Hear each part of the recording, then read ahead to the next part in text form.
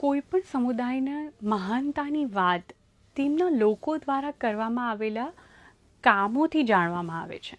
અને લોહાણા સમાજે આધ્યાત્મિકતાથી લઈને ઉદ્યોગો, રાજકારણ, દરેક ક્ષેત્રમાં વૈશ્વિક સ્તરે પોતાનો ધાક જમાવી છે.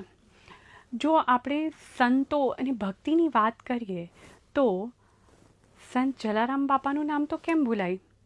તેમણે ટુકડો ત્યાં હરી ઢુકડો કરીને માનવ સેવાની જે જ્યોત જલાવી છે તે આજે પણ અખંડ છે.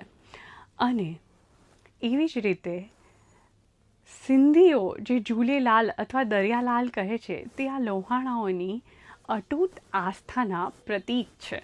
શું તમે જાણો છો કે શીખ સમુદાયના ગુરુ નાનક પણ આ લોહાણા સમાજનું સંતાન છે. તેમના પિતા કલ્યાણદાસ મહેતા એ ચંદારાણા રૂપના હતા. એ ઉપરાંત સ્વામિનારાયણ સંપ્રદાયના યોગીજી મહારાજ અને બ્રહ્માકુમારીઝના સ્થાપક લેખરાજ કૃપલાણીજી તે પણ આ રઘુવંશી વારસાની સંતાનો છે. ઉદ્યોગ જગતની વાત કરીએ તો લોહાણા એવા નાનજીભાઈ કાલિદાસ મહેતાનું નામ ખૂબ આદરપૂર્વક લેવાય છે.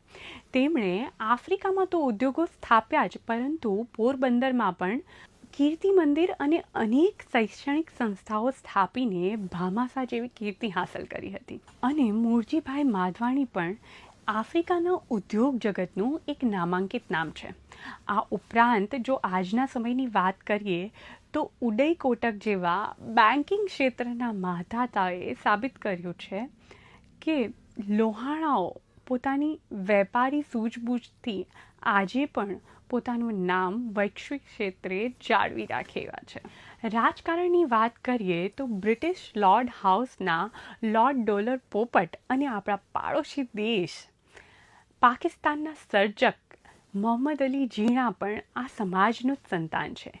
ઝીણાભાઈના પિતા પૂંજાભાઈ ઠક્કર પણ લોહાણા હતા. અને રમતગમત ક્ષેત્રની જો વાત કરીએ તો ચેતેશ્વર પૂજારા આ જ્ઞાતિનું ગૌરવ છે. તો અફઘાનિસ્તાનથી થયેલા સ્થળાંતરથી વિશ્વના ખૂણે ખૂણે પહોંચવાની લોહાણાઓની સફર અદ્ભુત છે.